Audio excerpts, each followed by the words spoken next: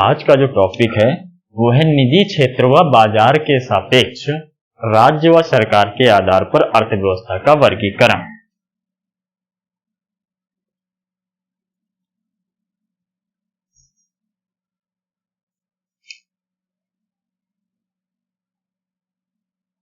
निजी क्षेत्र व बाजार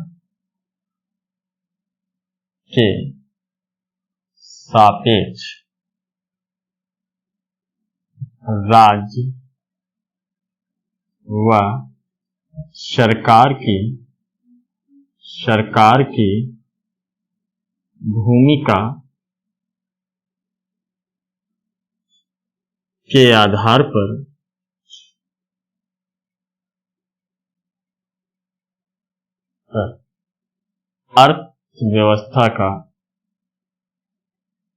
अर्थव्यवस्था का वर्गीकरण। आज हम निजी क्षेत्र व बाजार के सापेक्ष राज्य व सरकार की भूमिका के आधार पर अर्थव्यवस्था का वर्गीकरण पर चर्चा करने वाले हैं। इस तरह से निजी क्षेत्र व बाजार के सापेक्ष राज्य व सरकार की भूमिका के आधार पर अर्थव्यवस्था का वर्गीकरण 3 रूपों में किया गया है: पूंजीवादी अर्थव्यवस्था, समाजवादी अर्थव्यवस्था और मिश्रित अर्थव्यवस्था। तो सबसे पहले जानते हैं पूंजीवादी अर्थव्यवस्था। पूंजीवादी अर्थव्यवस्था क्या होती है? पूंजीवादी अर्थव्यवस्था क्या होती है? पूंजीवादी अर्थव्यवस्था क्या होती है? पूंजीवादी अर्थव्यवस्था कैपिटलिस्टिक इकोनॉमी।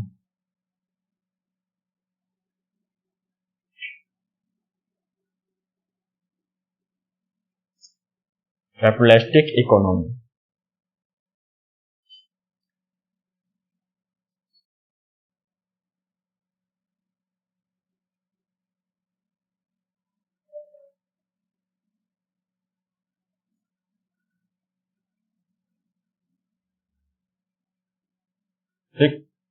कैपिटलिस्टिक इकोनॉमी पूंजीवादी अर्थव्यवस्था कैपिटलिस्टिक इकोनॉमी क्या होती है? जो पूंजीवादी अर्थव्यवस्था है, पूंजीवादी अर्थव्यवस्था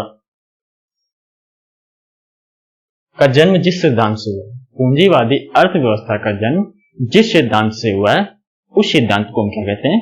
पूंजीवाद कहते हैं। पूंजीवादी अर्थव्यवस्था का जन्म जिस सिद्धांत से हुआ उस सिद्धांत को पूंजीवाद कहा गया। पूंजीवाद यानी कैपिटलिज्म।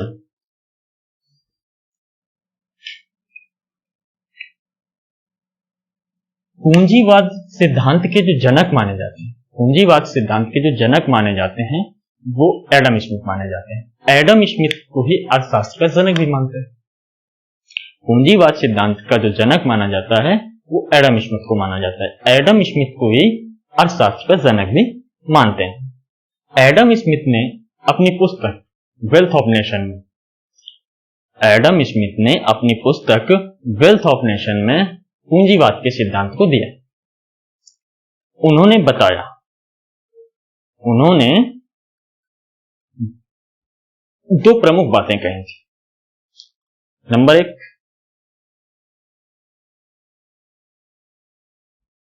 लेसस फेयर और नंबर 2, इंडिविजुअल हैंड। चलो पहले इतना जान लेते हैं। पूंजीवादी अर्थव्यवस्था का जन्म जिस सिद्धांत से हुआ है उसे पूंजीवाद कहते हैं। पूंजीवादी अर्थव्यवस्था का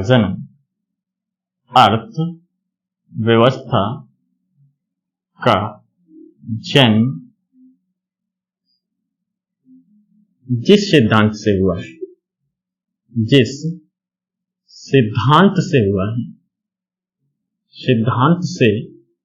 हुआ है उसे पूंजीवाद कहते हैं, उसे पूंजीवाद कहते हैं। पूंजीवादी अर्थव्यवस्था का जन्म जिस सिद्धांत से हुआ है उसे पूंजीवाद कहते हैं। पूंजीवाद यानी कैपिटलिज्म।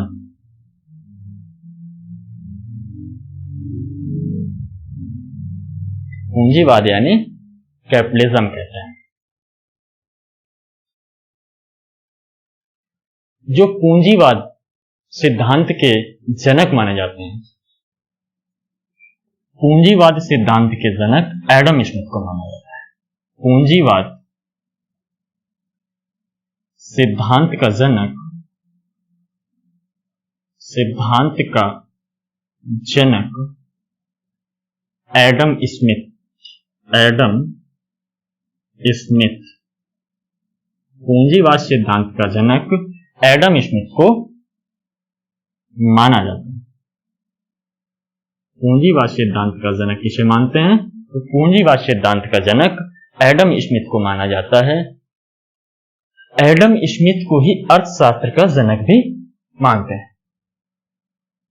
एडम स्मिथ को अर्थशास्त्र का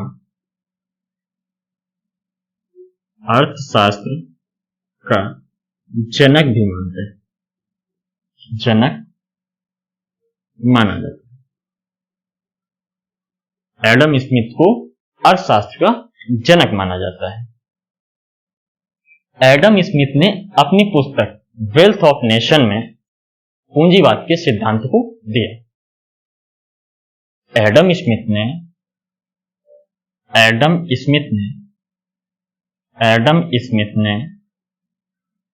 अपनी पुस्तक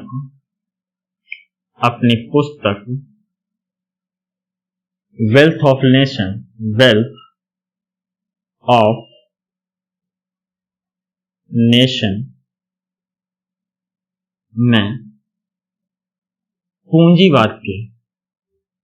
पूंजीवाद के सिद्धांत को दिया। पूंजीवाद के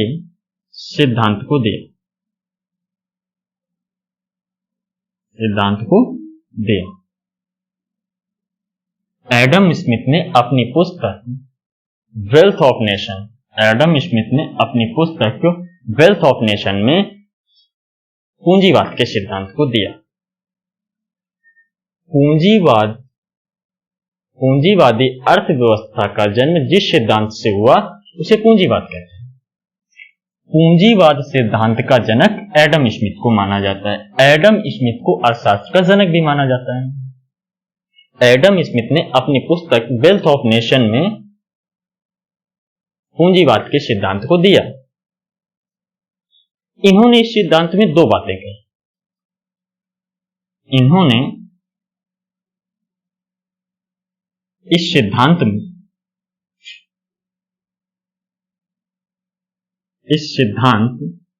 में दो बातें कही।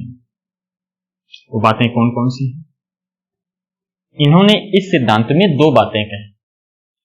दो बातें कौन कौन सी? Number 1 laissez faire, number 2 individual land. आप अगर स्क्रीनशॉट लेना चाहें तो स्क्रीनशॉट ले सकते हैं।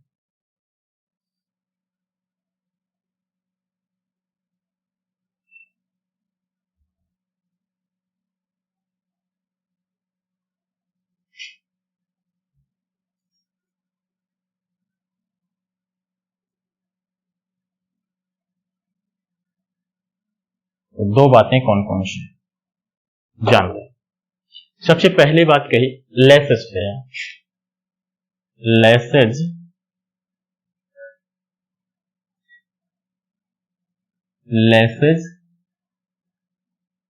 Fair.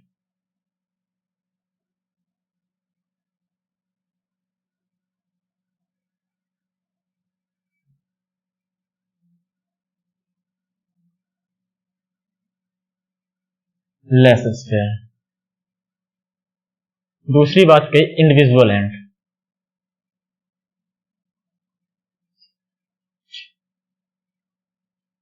Invisible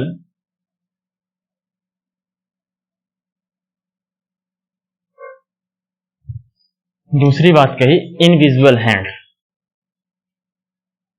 invisible hand, invisible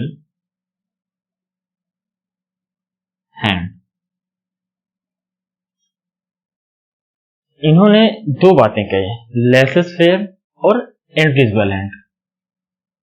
laces fair, laces fair मतलब, लेसेस फेयर का अर्थ हुआ आर्थिक निर्णय लेने में कम से कम सरकारी हस्तक्षेप।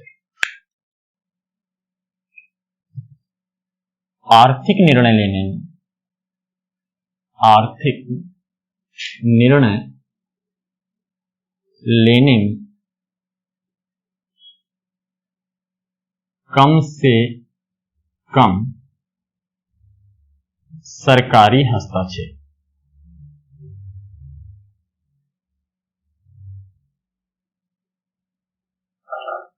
उन्होंने बताया लेसेस फेयर का अर्थ होता है आर्थिक निर्णय में लेने में कम से कम सरकारी हस्तक्षेप। इनविजिबल हैंड, इनविजिबल हैंड मतलब अदृश्य हाथ या अदृश्य शक्ति, अदृश्य शक्ति, अदृश्य शक्ति, या इसी को हम कह सकते हैं अदृश्य हाथ, अदृश्य हाथ। इनविजिबल हैंड यानी अदृश्य शक्ति या अदृश्य हाथ। इन्होंने एक प्रणाली दी जिसका नाम था बाजार मूल्य प्रणाली। बाजार मूल्य प्रणाली के बारे में बताया। बाजार मूल्य, बाजार मूल्य प्रणाली। इन्होंने इसमें बाजार मूल्य प्रणाली के बारे में बताया। इन्होंने बताया, एडम स्मिथ ने बताया, एडम स्मिथ ने ये कहा, एडम स्मिथ ने ये कहा जो मूल्य का निर्धारण होगा वो बाजार के आधार पर होगा। मूल्य का निर्धारण बाजार के आधार पर होगा। बाजार मूल्य प्रणाली में क्या है? बाजार मूल्य प्रणाली में इन्होंने बताया जो मूल्य का निर्धारण है, मूल्य का निर्धारण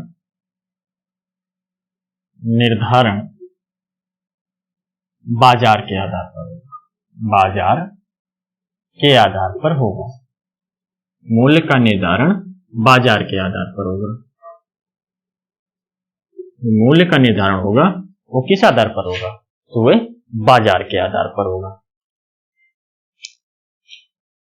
आपने डिमांड एंड सप्लाई में क्या संबंध है? ये हमारी मार्केट है, ये बाजार है, बाजार, बाजार, बाजार में डिमांड भी होती है और सप्लाई भी होती है। सप्लाई और demand.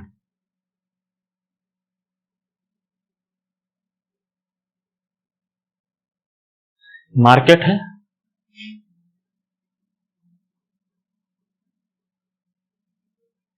Market, supply and demand. मूल्य का निर्धारण इसी आधार पर, डिमांड और सप्लाई के आधार पर मूल्य का निर्धारण। जब हमारी सप्लाई अधिक होती है, किसी चीज की अगर सप्लाई अधिक हो गई, मार्केट में ज्यादा सप्लाई और उसकी डिमांड क्या हो, कम हो जाती है, तो रेट क्या होता है? कम हो जाता है। जब हमारे मार्केट में सप्लाई अधिक हो जाती है, किसी प्रोडक्ट की सप्लाई मार्केट में अधिक हो गई, मार्केट में किसी प्रोडक्ट की सप्लाई अधिक हो गई और डिमांड क्या हो गई? कम हो गई। मतलब आपूर्ति अधिक है और मांग कम हो जाती है। जब आपूर्ति अधिक और मांग कम हो जाती है तो उस वस्तु की जो कीमत है वो क्या होती है? कम हो जाती है। इसी का जस्ट अपोजिट, जब डिमांड अधिक होती है, जब डिमांड अधिक होती है और सप्लाई क्या होती है?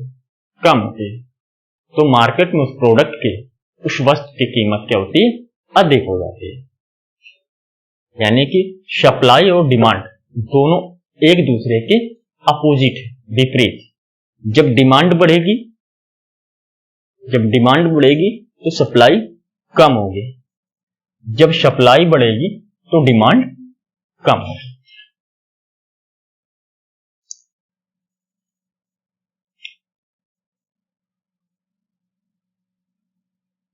इन दोनों को मिलाकर हम क्या कहते हैं? बाजारी बल। बाजारी बल, मार्केट फोर्स। बाजारी बल या मार्केट फोर्स। बाजारी बल अथवा मार्केट फोर्स। इसमें क्या हुआ? बाजार मूल्य प्रणाली क्या है? तो बाजार मूल्य प्रणाली में क्या हुआ? मूल्य का निर्धारण जो होगा वो बाजार के आधार पर होगा, और जो मूल्य का निर्धारण होगा तो हमारी सप्लाई और डिमांड दोनों मिलकर क्या करेंगे? मूल्य निर्धारण करेंगे। मूल्य निर्धारण करेंगे। मूल्य निर्धारण का कार्य कौन करता है? सप्लाई और डिमांड। यानी कि बाजारी बल जो है, सप्लाई और डिमांड दोनों मिलकर, सप्लाई और डिमांड दोनों मिलकर किसी वस्तु का मूल्य निर्धारित करते हैं। क्या करते हैं? किसी वस्तु का मूल्य निर्धारित करते हैं। अब इसके कुछ महत्वपूर्ण बिंदु जान लेते हैं, महत्वपूर्ण पॉइंट जान लेते हैं। उसके पहले जान लेते हैं पूंजीवादी अर्थव्यवस्था। उसके पहले थोड़ा जान लेते हैं जो हमारी पूंजीवादी अर्थव्यवस्था है।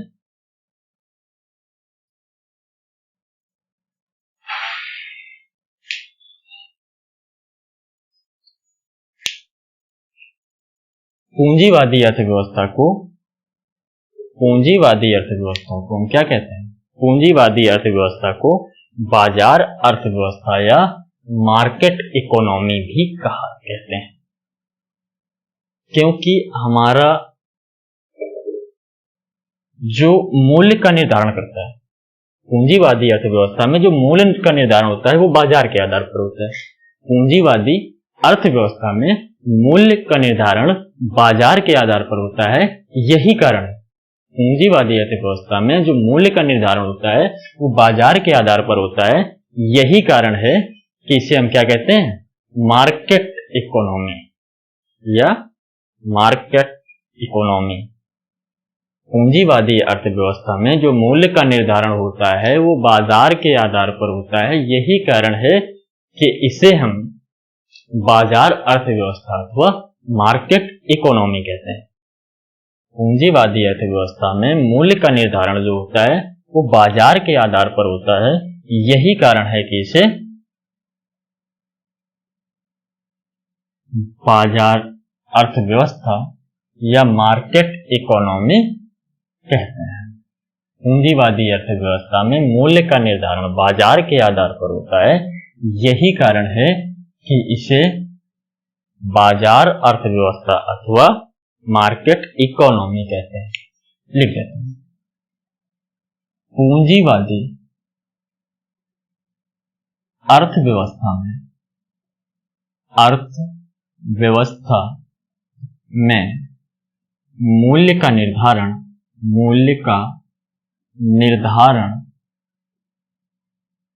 बाजार के आधार पर होता है। बाजार के आधार पर होता है। यही कारण है इसे बाजार अर्थव्यवस्था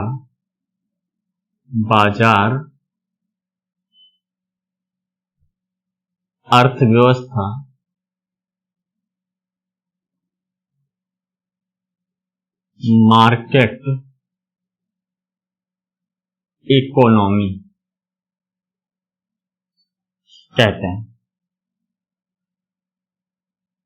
जो हमारी पूंजीवादी अर्थव्यवस्था में है मूल्य का निर्धारण किसके आधार पर होता है? बाजार के आधार पर होता है। बाजार के आधार पर होने के कारण ही इसे हम क्या कहते हैं?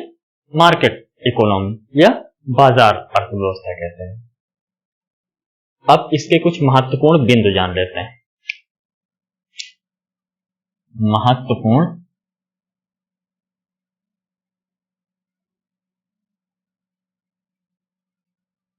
दिन, महत्वपूर्ण दिन कौन कौन से? नंबर 1, लाभ कमाना प्राथमिक उद्देश्य होगा। नंबर 1, लाभ कमाना प्राथमिक उद्देश्य होगा। पहला क्या है? लाभ कमाना प्राथमिक उद्देश्य। पहले नंबर पे जो है लाभ कमाना प्राथमिक उद्देश्य होगा, और दूसरा बाजार की मुख्य भूमिका होगी। बाजार होगा, बाजार की मुख्य भूमिका होगी। नंबर 1, निर्णय लेना, डिसीजन मेकिंग का जो काम होगा, निर्णय लेना यानी डिसीजन मेकिंग का जो काम होगा वो प्राइवेट सेक्टर करेंगे। पूंजीवादी अर्थव्यवस्था में निर्णय लेना है यानी डिसीजन मेकिंग का कार्य प्राइवेट सेक्टर करते हैं। नंबर 1,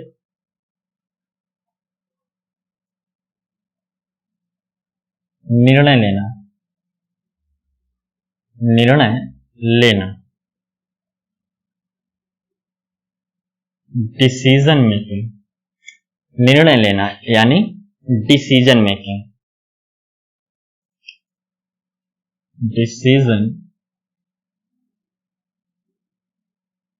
डिसीजन मेकिंग का कार्य, निर्णय लेना डिसीजन मेकिंग का कार्य प्राइवेट सेक्टर, प्राइवेट सेक्टर यानी पूंजीपति,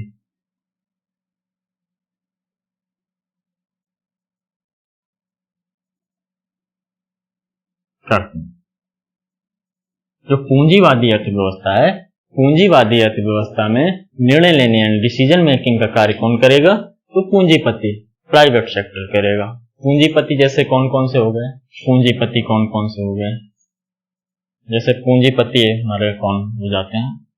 पूंजीपति, पूंजीपति Mukesh Ambani, Mukesh Ambani, Anil Ambani,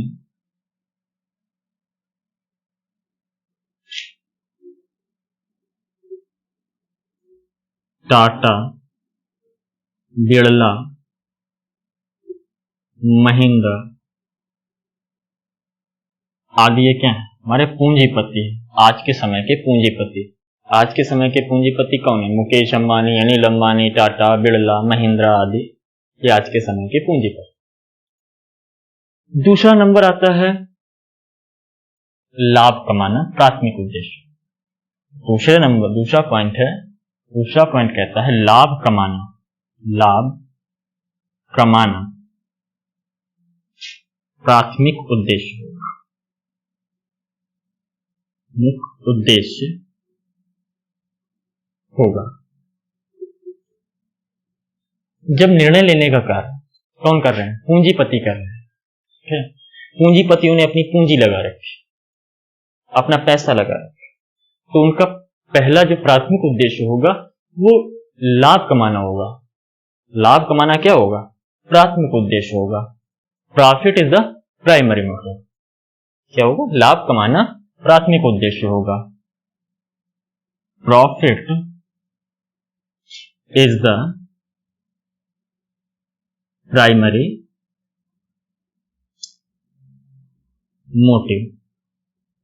profit is the primary motive. लाभ कमाना प्राथमिक उद्देश्य हो। Profit is the primary motive.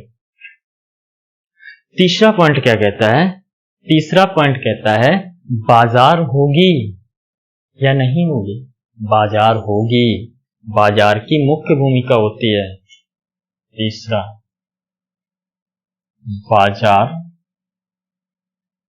बाजार होगी, बाजार होगा, बाजार होगा, बाजार की मुख्य भूमिका होती है। मुख्य भूमिका होती है। इसमें क्या होता है? बाजार की मुख्य भूमिका होती है। पूंजीवादी अर्थव्यवस्था में बाजार होगी, बाजार की क्या होती है? मुख्य भूमिका होती है। पूंजीवादी अर्थव्यवस्था में बाजार होगा, बाजार की मुख्य भूमिका होती है। पूंजीवादी अर्थव्यवस्था में बाजार होगी, बाजार की मुख्य भूमिका होती है। चलिए, ये हो गई आपकी पूंजीवादी अर्थव्यवस्था।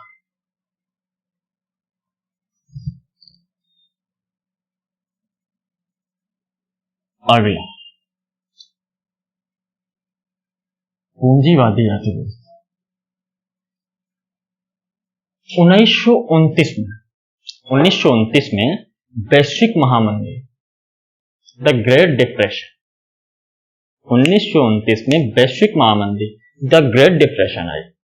1929 ईस्वी में वैश्विक महामंदी द ग्रेट डिप्रेशन आई, जिससे क्या हुआ? जो पूंजीवादी अर्थव्यवस्था है वो डगमगा गई, पूंजीवादी अर्थव्यवस्था विफल हो। 1929 ईस्वी में वैश्विक महामंदी आई। 1929 ईस्वी में वैश्विक महामंदी आई और वह देश जिन्होंने पूंजीवादी अर्थव्यवस्था को अपनाया वह इस महामंदी के शिकार हो गए। 1929 में वैश्विक महामंदी आई और वह देश जिन्होंने पूंजीवादी अर्थव्यवस्था को अपनाया वे इस वैश्विक महामंदी के शिकार हो गए। प्रमुख रूप से अमेरिका तथा पश्चिमी यूरोप का जो क्षेत्र था, प्रमुख रूप से अमेरिका तथा पश्चिमी यूरोप का जो क्षेत्र था वह क्षेत्र प्रभावित हुआ।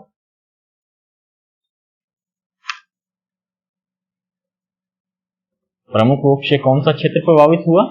अमेरिका तथा पश्चिमी यूरोप का क्षेत्र प्रभावित हुआ। और एडम स्मिथ का ये जो पूंजीवाद का सिद्धांत था वो विफल रहा। 1929 ईस्वी में 1929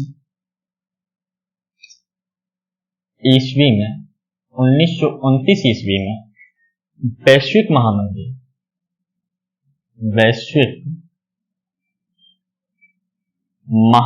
आई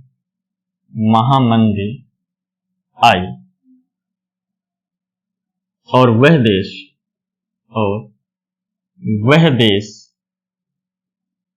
जिन्होंने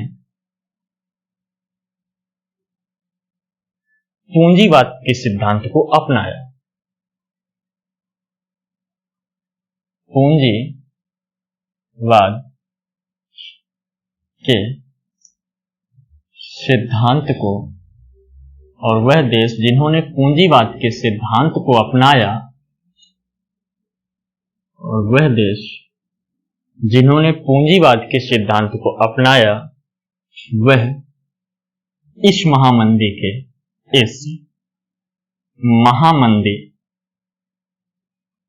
के शिकार हो गए।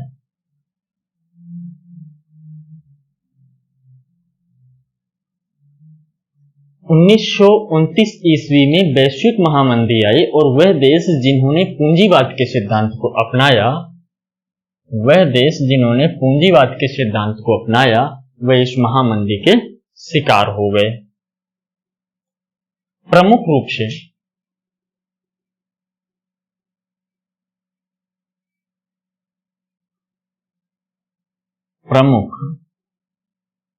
रूप से अमेरिका तथा पश्चिमी यूरोप का क्षेत्र। 1929 ईस्वी में वैश्विक महामंदी आई और वह देश जिन्होंने पूंजीवाद के सिद्धांत को अपनाया वे इस महामंदी के शिकार हो गए। प्रमुख रूप से इसमें जो शिकार हुए थे वे कौन थे?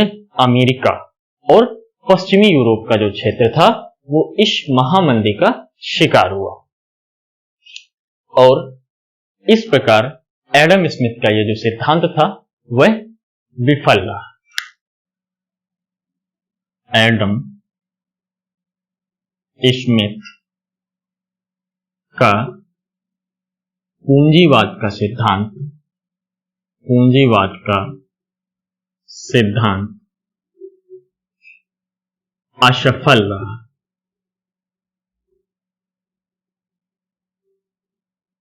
असफल हो गया। इस प्रकार एडम स्मिथ का जो पूंजीवाद का सिद्धांत था वह असफल हो गया। अगला आता है, इसके बाद एक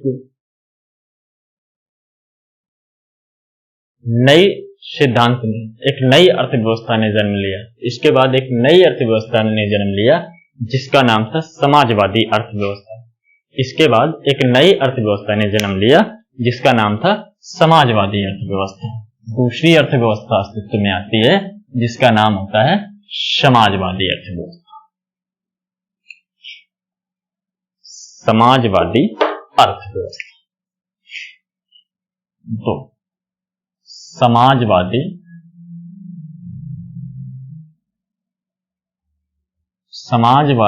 अर्थव्यवस्था। समाजवादी अर्थव्यवस्था। समाजवादी अर्थव्यवस्था क्या कहते हैं? समाजवादी अर्थव्यवस्था के जो जनक हैं वो कार्ल मार्क्स को माना जाता है। समाजवादी अर्थव्यवस्था के जनक कार्ल मार्क्स को माना जाता है। कार्ल मार्क्स ने एक पुस्तक लिखी थी जिसका नाम था दास कैपिटल। समाजवादी अर्थव्यवस्था का जनक कार्ल मार्क्स को माना जाता है। कार्ल मार्क्स ने एक पुस्तक लिखी थी जिसका नाम था दास कैपिटल। दास कैपिटल में उन्होंने समाजवादी अर्थव्यवस्था के बारे में बताया। दास कैपिटल में कार्ल मार्क्स ने समाजवादी अर्थव्यवस्था के बारे में बताया। समाजवादी अर्थव्यवस्था यानी socialistic economy. Socialistic economy. Samajwadi अर्थव्यवस्था के जनक कार्ल मार्क्स को माना जाता है। कार्ल मार्क्स ने अपनी पुस्तक को दास कैपिटल में समाजवादी अर्थव्यवस्था के बारे में बताया। चलिए दो लाइन में लेते हैं। समाजवादी अर्थव्यवस्था का जनक, समाजवादी अर्थव्यवस्था का जनक, अर्थव्यवस्था का जनक, समाजवादी अर्थव्यवस्था का जनक कार्ल मार्क्स। कार्ल मार्क्स समाजवादी अर्थव्यवस्था का जनक कार्ल मार्क्स को माना जाता है। समाजवादी अर्थव्यवस्था का जनक कार्ल मार्क्स को माना जाता है। कार्ल मार्क्स की पुस्तक का नाम दास कैपिटल है। कार्ल मार्क्स की पुस्तक का नाम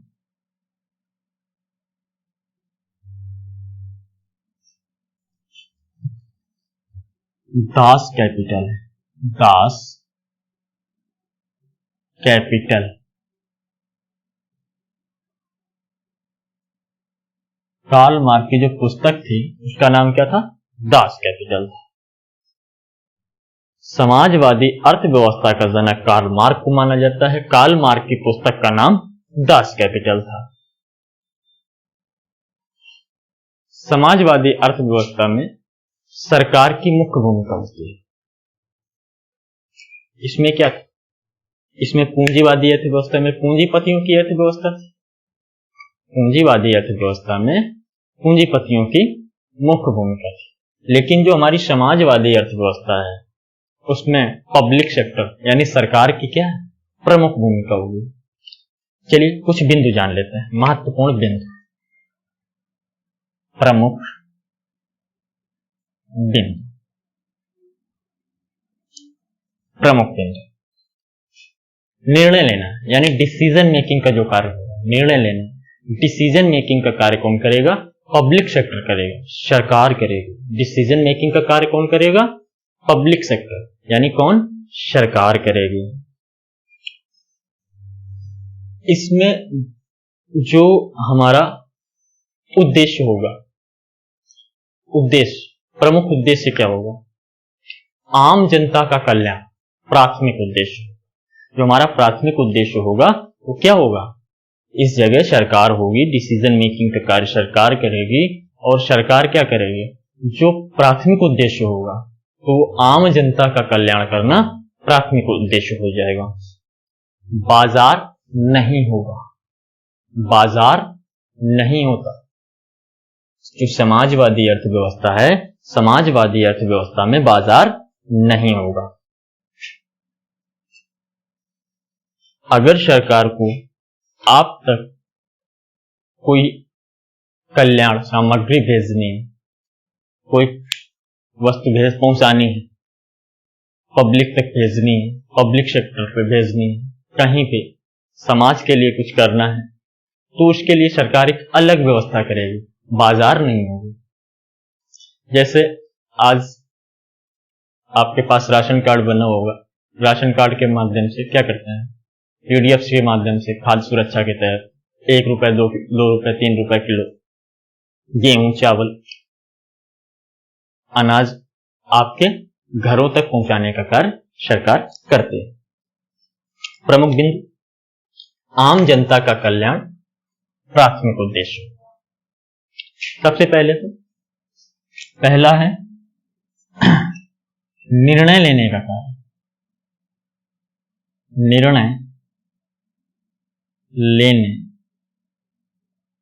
का कार्य सरकार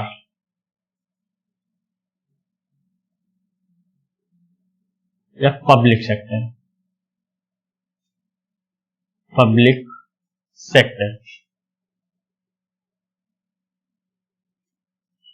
जो निर्णय लेने का कार्य करेगी सरकार यानी पब्लिक सेक्टर करेगा।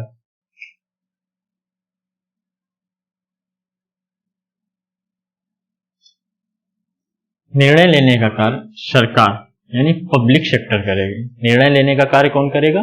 सरकार करेगी, पब्लिक सेक्टर करेंगे। पब्लिक सेक्टर यानी सार्वजनिक क्षेत्र।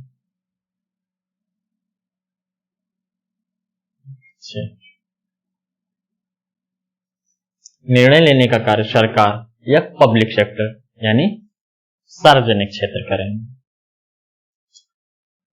दूसरा है आम जनता का कल्याण प्राथमिक उद्देश्य होगा। आम जनता का कल्याण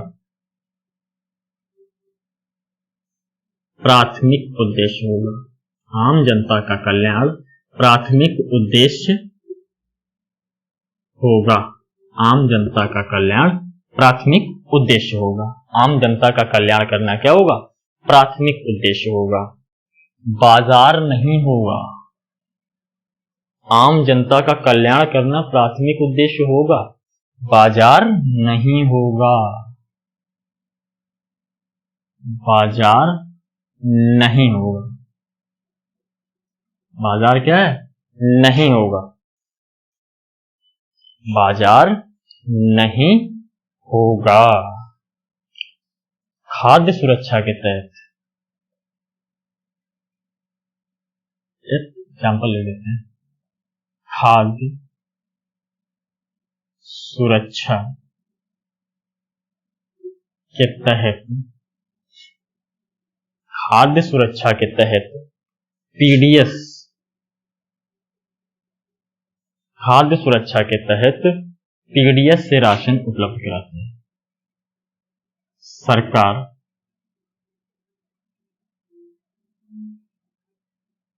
पीडीएस से राशन उपलब्ध कराती है।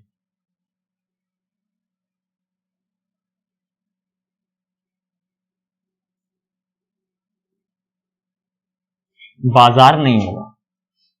इस बाजार की जगह गवर्नमेंट अपने हिसाब से व्यवस्था करेगी। उसके लिए आपको जो सामग्री सरकार को पहुंचानी है, आप तक भेजनी है, उसके लिए क्या सरकार खुद उसकी व्यवस्था करेगी कि उसे किस प्रकार से आप तक भेजा जाए।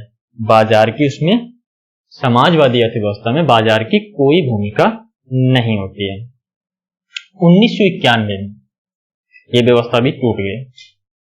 1991 में रशिया 16 भागों में टूट गया। रशिया क्या हुआ 1991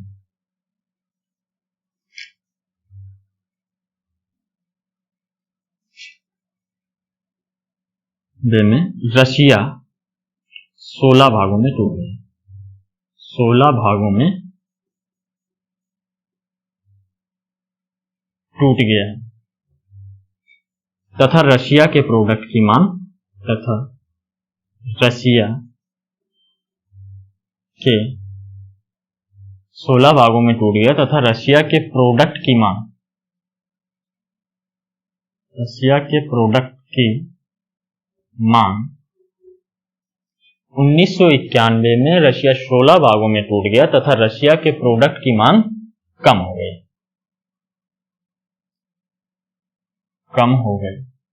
तथा 1991 में समाजवादी अर्थव्यवस्था भी टूट गई। समाजवादी अर्थव्यवस्था भी असफल हो गई।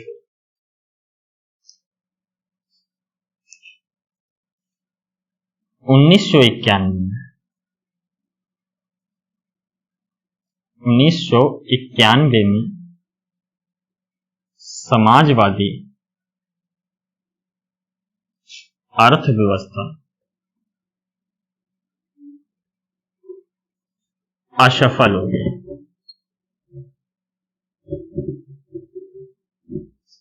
1991 में क्या हुआ, समाजवादी अर्थव्यवस्था भी असफल हो गई। इसकी जगह एक नई अर्थव्यवस्था ने जन्म लिया जिसका नाम था मिश्रित अर्थव्यवस्था। मिश्रित अर्थव्यवस्था में क्या होगा, समाजवाद के भी गुण होंगे और पूंजीवाद के भी गुण होंगे। इसके बाद एक नई अर्थव्यवस्था जन्म लेगी जिसका नाम होगा मिश्रित अर्थव्यवस्था, मिक्स्ड इकोनॉमी।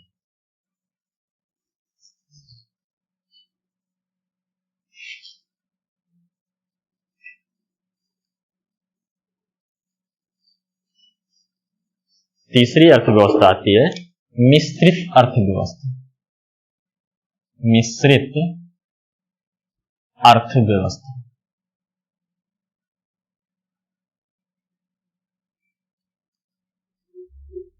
Mixed economy.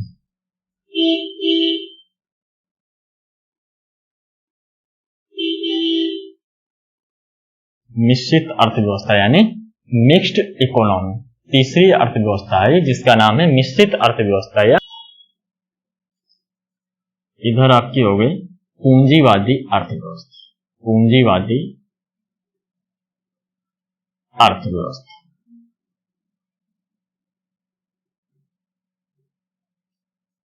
फिर है समाजवादी अर्थव्यवस्था। समाजवादी अर्थव्यवस्था।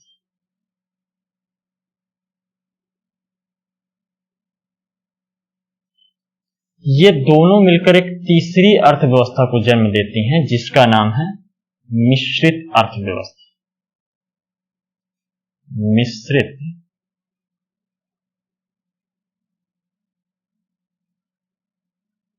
अर्थव्यवस्था, मिक्स्ड इकोनॉमी। पूंजीवादी अर्थव्यवस्था, कैपिटलिस्टिक इकोनॉमी, समाजवादी अर्थव्यवस्था, सोशलिस्टिक इकोनॉमी।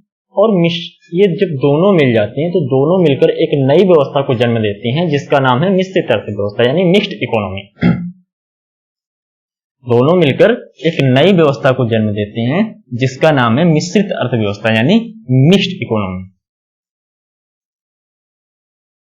इसमें क्या होगा, पूंजीवाद के गुण होंगे। इसमें पूंजीवाद के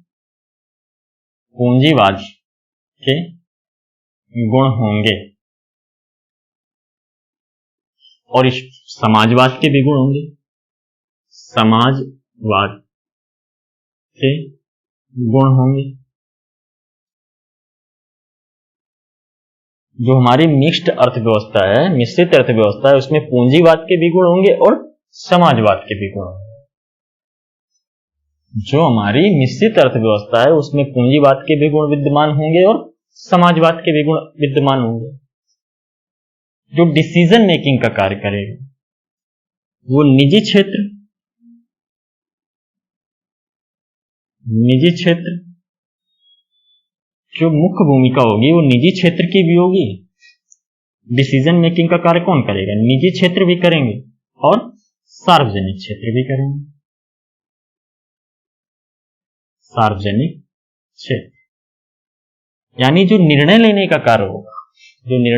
कार्य होगा वो निजी क्षेत्र और सरकार दोनों मिलकर करेगा।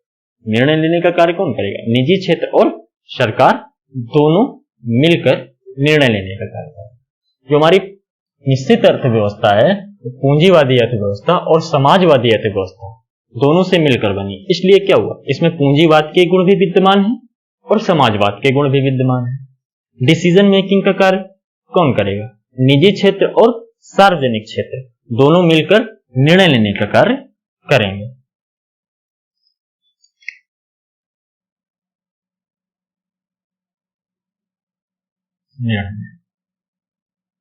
निर्णय लेने का कार्य कौन कौन करेगा? सार्वजनिक क्षेत्र और निजी क्षेत्र दोनों मिलकर क्या करेंगे? निर्णय लेने का कार्य करेंगे। चलिए कुछ पॉइंट जान लेते हैं इसके बारे में। जो हमारी पूंजीवादी अर्थव्यवस्था है इसके बारे में आप चाहें तो स्क्रीनशॉट ले सकते हैं।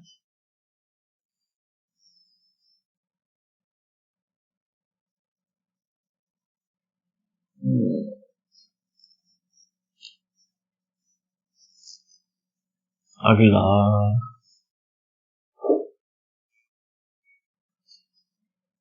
जो हमारी इस प्रकार की व्यवस्था है निश्चित अर्थव्यवस्था। निश्चित अर्थव्यवस्था में क्या होगा?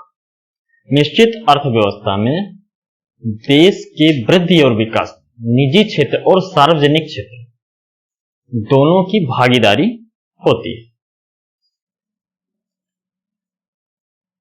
नंबर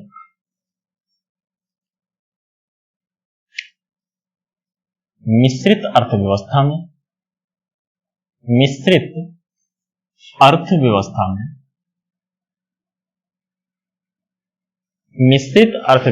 में देश के वृद्धि और विकास में निजी क्षेत्र और सार्वजनिक क्षेत्र दोनों की भागीदारी होती है। देश के निश्चित अर्थव्यवस्था में देश के वृद्धि और विकास में निजी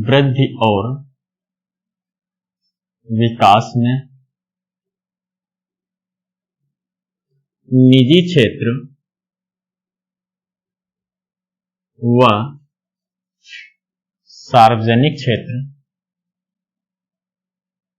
सार्वजनिक क्षेत्र दोनों की भागीदारी होती है।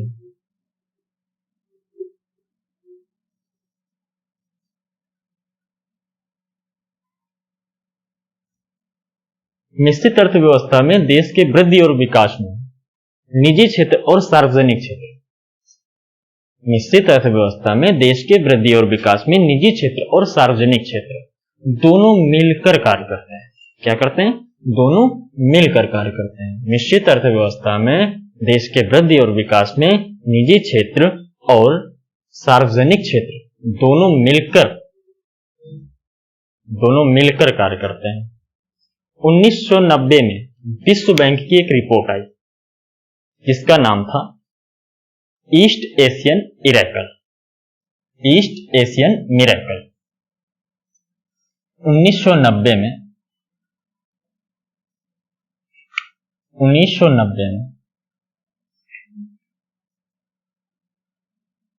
विश्व बैंक की रिपोर्ट आई। 1990 में विश्व बैंक की एक रिपोर्ट आई। इस रिपोर्ट का क्या नाम था? 1990 में विश्व बैंक की रिपोर्ट ईस्ट एशियन मिरेकल।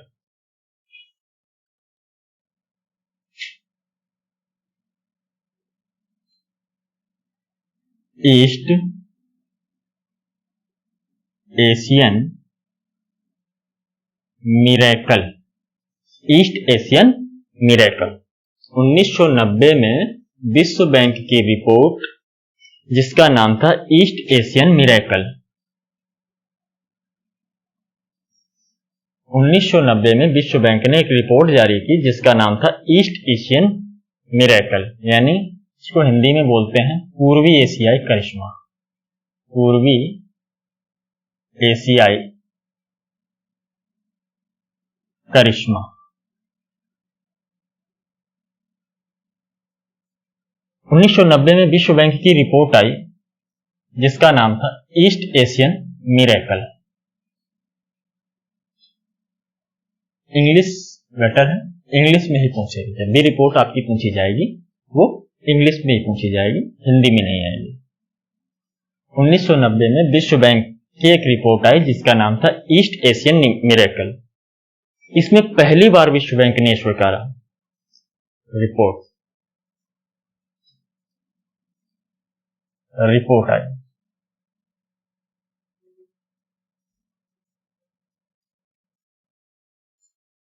जिसमें पहली बार विश्व बैंक ने यह स्वीकारा कि ना तो अकेले पूंजीवादी अर्थव्यवस्था से और ना ही अकेले समाजवादी अर्थव्यवस्था से। 1990 ईस्वी में विश्व बैंक ने एक रिपोर्ट जारी की जिसका नाम था ईस्ट एशियन मिरेकल। 1990 में विश्व बैंक ने एक रिपोर्ट जारी की जिसका नाम था ईस्ट एशियन मिरेकल, जिसमें विश्व बैंक ने पहली बार यह स्वीकारा कि ना तो अकेले पूंजीवादी अर्थव्यवस्था से और ना ही अकेले समाजवादी अर्थव्यवस्था से अर्थव्यवस्था सुधरेगी।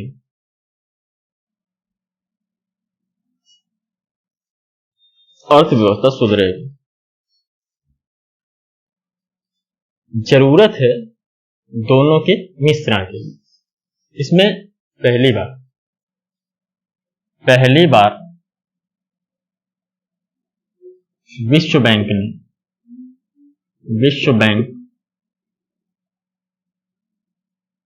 ने यह स्वीकारा कि ना तो अकेले पूंजीवाद से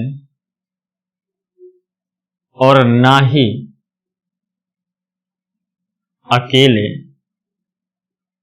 समाजवाद से अर्थव्यवस्था सुधरेगी। 1990 में विश्व बैंक ने एक रिपोर्ट जारी की जिसका नाम था ईस्ट एशियन मिरेकल। इसमें विश्व बैंक ने पहली बार यह स्वीकार किया कि जो हमारी अर्थव्यवस्था है ना तो वो अकेले पूंजीवाद से सुधरने वाली है और ना ही समाजवाद से। अगर जरूरत है तो दोनों के मिश्रण की। जरूरत है दोनों के मिश्रण की।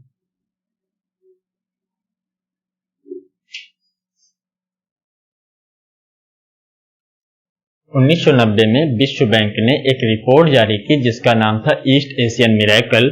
इसमें विश्व बैंक ने पहली बार यह स्वीकारा कि ना तो अकेले पूंजीवाद से और ना ही अकेले समाजवाद से अर्थव्यवस्था सुधरेगी। जरूरत है, वर्तमान में अगर जरूरत है तो दोनों के मिश्रण की जरूरत है। वर्तमान समय में दोनों के मिश्रण की जरूरत है। चलिए अगला। उस समय जब मिश्रण हुआ, जब हमारी मिश्रित अर्थव्यवस्था बनकर तैयार हो, उस समय का कुछ ग्राफ इस तरह से हुआ करता था। 1950 के आसपास का ग्राफ अर्थव्यवस्था का कुछ इस प्रकार हुआ करता था। इधर क्या होता था, पूंजीपति होते थे, पूंजीपति यानी प्राइवेट सेक्टर, ये पूंजीपति थी और ये क्या था, सरकार थी। यानी लगभग 25% के आसपास, कुछ इस प्रकार का ग्राफ। ग्राफ में जो पूंजीपतियों का हिस्सा था वो लगभग 25 से 30% के आसपास का हिस्सा पूंजीपतियों का था और बाकी 70 से 75% जो हिस्सा था उसमें किसकी भागीदारी थी, उसमें सरकार, सार्वजनिक क्षेत्र, सार्वजनिक क्षेत्र, पब्लिक सेक्टर का हिस्सा। आज ये 1950 का ग्राफ, आज जो ग्राफ है वो इस प्रकार से, यहां सरकार,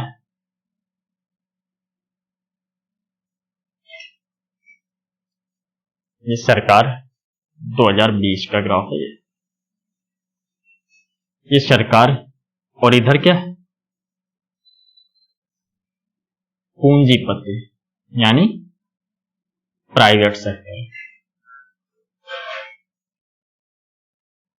पहले हिस्सेदारी 25 से 30% क्या थी, पूंजीपतियों की थी, बाकी सभी पर किसका अधिकार था, सरकार का था। लेकिन आज क्या, प्राइवेटेशन इतना होता गया कि 2020 में ये ग्राफ कुछ इस प्रकार का हो गया। सरकार ने अपनी भूमिका कम कर ली, बिल्कुल कम कर ली।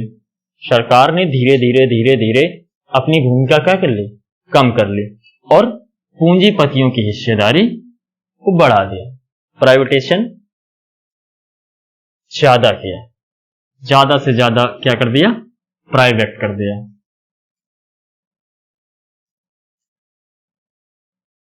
मोदी सरकार ने तो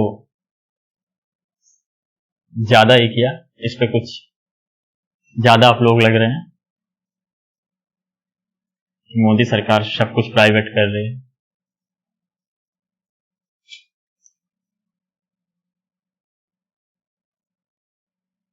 ये कुछ हिस्सा है प्राइवेट सेक्टर।